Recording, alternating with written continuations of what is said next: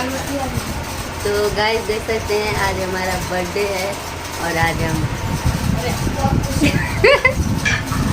तो केक काट रहे हैं और क्या खुशी है दोस्तों, वो हम आप लोग के इतना दिनों के बाद हम केक काट रहे हैं आज।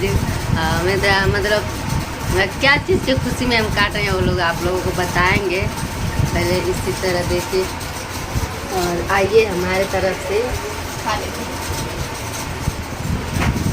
लीजिए केक और सभी YouTube फैमिली को भी खिला रहे हैं आप सभी। तो चलिए इसी तरह हमारे ब्लॉग में बने रहिएगा। और परी का फेवरेट है, लेकिन परी हमारी अभी सो रही है इधर। और परी ए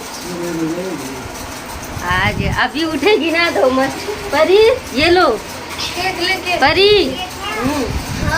लो ये परी का फेवरेट है, देख सकते हैं। लो और